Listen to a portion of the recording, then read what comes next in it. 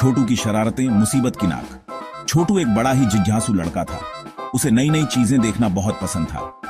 उसे तो बस मुसीबत ढूंढनी आती थी। एक दिन छोटू बगीचे में खेल रहा था। उसने एक अजीब सा कीड़ा देखा। वो चमकीला हरा था और उस पर नारंगी धब्बे थे। छोटू ने ऐसा कीड़ा पहले कभी नहीं देखा था। उसे करीब से देखना था। वो धीरे धीरे कीड़े की तरफ बढ़ा। उसने अपनी सांस रोकी और झुक गया।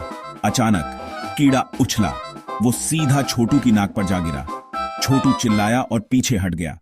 कीड़ा खुशी से भिनभिनाता हुआ उड़ गया। छोटू की नाक में गुदगुदी हो रही थी। उसे लगा कि छींक आने वाली है। आ आ आ आछी! उसने छींक मारी। यह बहुत तेज छींक थी। पेड़ों पर बैठे पंछी डर के उड़ गए। पास की एक खिड़की खड़खड़ाई और हिल गई। खिड़की की चौखट से एक गमला गिर गया। धड़ाम! छोटू की आंखें हैरानी से बड़ी हो गईं। उसने जिंदगी में इतनी तेज छींक कभी नहीं मारी थी।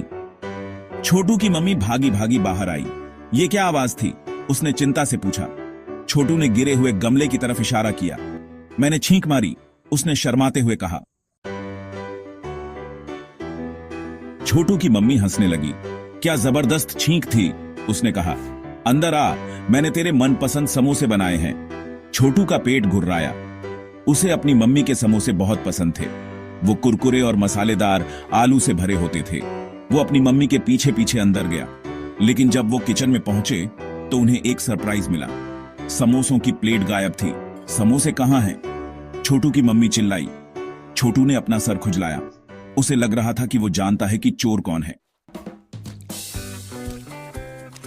तभी उन्हें एक अजीब सी आवाज सुनाई दी।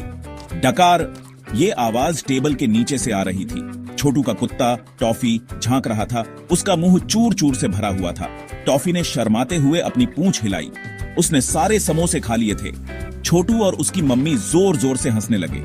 लगता है किसी को बहुत भूख लगी थी, छोटू की मम्मी ने अपना सर हिलाते हुए कहा। छोटू ने उस दिन एक जरूरी सबक सीखा। नई नई चीजें देखना मजेदार हो सकता है, लेकिन सावधान रहना भी जरूरी है। और कुछ चीजें जैसे स्वादिष्ट समोसे, उन्हें हाथ नहीं लगाना चाहिए।